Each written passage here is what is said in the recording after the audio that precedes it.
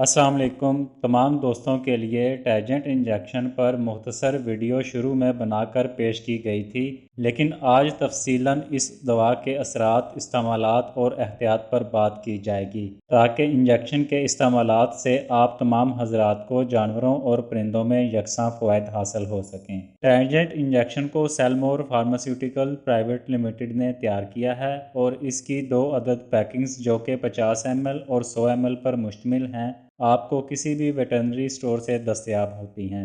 इस इंजेक्शन के अंदर जेंटामाइसिन और टैलोसिन टार्ट्रेट को शामिल किया गया है। ये वही अद्वियात हैं जिनको जेंटाकोमिसोन इंजेक्शन में भी शामिल किया गया है।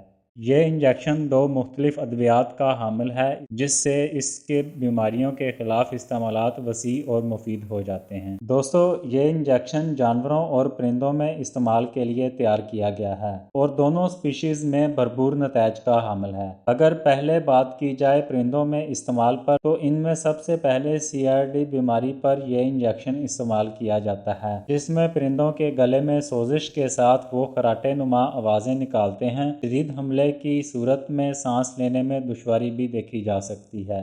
इसके साथ नमूनिया के मसाइल, जिसमें फेफड़ों में इन्फेक्शन के बायस परिंदों में क़ुव्वत मुदाफ़त में कमी वाक़या हो जाती है और शदीद हालत में सांस लेने में तंगी के साथ छींकना और खांसना जैसे मसाइल भी मिलते हों, तो इस इंजेक्शन का इस्तेमाल बहुत मौजू है। अगर परिंदों में ख़ास सफाई और वैक्सीनेशन के अमल का ख्याल ना किया जाए तो उनमें मुख्तलिफ पेचीदा अमराज के फैलने का खदशा बढ़ जाता है। ऐसे में साल्मोनेला का मर्ज एक नहायत ख़तरनाक और जानलेवा असरात मुरतब कर सकता है, जिसके हमले के बायस मुर्गियों में आंतों की सोजिश, जिसमें पतले पखानों के साथ डायरिया में खून की आमेजिश देखी जा सकती है, तो इस बीमारी के हमले में इस इंजेक्शन के नतायज ज़बरदस्त मिलते हैं, बशर्ते कि आपने मर्ज को शुरू में डायग्नोस यानी तशखीस करने के बाद इसमें मुतलका अद्वियात का इस्तेमाल बर वक्त शुरू कर दिया हो। परिंदों में इसके रिप्रोडक्टिव सिस्टम यानी अंडों की पैदावार बढ़ाने वाले निज़ाम के इन्फेक्शन को ख़त्म करने में भी टैजेंट इंजेक्शन नहायत असर मुफीद रखता है। इसके साथ साथ परिंदों में सुस्ती और थकावट को दूर करने में भी टैजेंट इंजेक्शन को इस्तेमाल किया जाता है।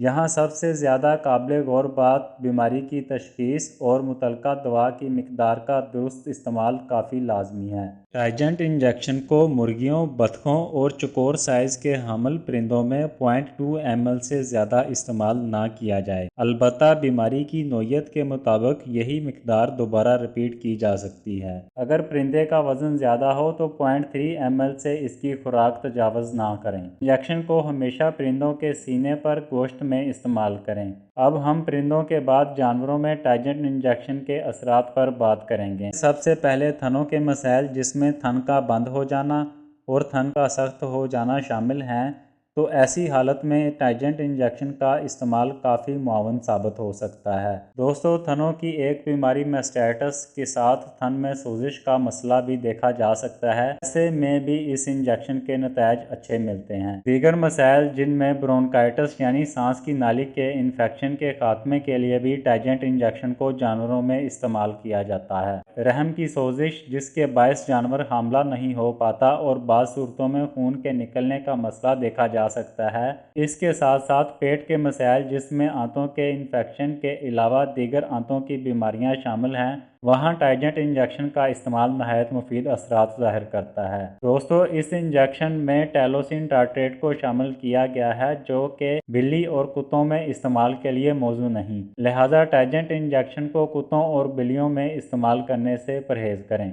इंजेक्शन के बेहतरीन नतायज के लिए इसको 2 से 3 दिन तक वेटरनरी डॉक्टर के ज़ेर निगरानी इस्तेमाल किया जाए। जानवरों में टैजेंट इंजेक्शन की खुराक 1 ml यानी 15 से 20 किलोग्राम वज़न के हिसाब से लगाएं। पुराने रखे गए इंजेक्शन को लगाने से कबल इसकी डेट ऑफ एक्सपायरी लाजमी चेक कर लें। अगर इंजेक्शन में किसी किस्म का कोई लेसदार मवाद बन चुका हो तो इसे हरगिज़ इस्तेमाल ना करें। टैजेंट इंजेक्शन के इस्तेमाल के 3 दिन तक दूध जब के साथ روز تک گوشت کو استعمال نہ کیا جائے۔ دوستو، یہ انجیکشن جانوروں اور پرندوں میں استعمال کے دوران اس کی دی گئی خوراک کی مقدار سے ہرگز تجاوز نہ کریں۔ استعمال سے قبل اور بعد میں انجیکشن کو خشک یعنی 25 ڈگری سینٹی گریڈ سے کم درجہ حرارت پر محفوظ کریں، اور یقینی بنائیں کہ جہاں انجیکشن سٹور کیا گیا ہو وہاں روشنی کا گزر نہ ہو۔ مزید ادویات کے متعلق ویڈیو کو ملاحظہ کرنے کے لیے چینل کو فالو کریں۔ آپ سے بات ہوگی اگلی ویڈیو میں کچھ نئی اور جامع اپڈیٹس کے ساتھ۔ اپنا خیال رکھیے گا۔ اللہ نگہبان۔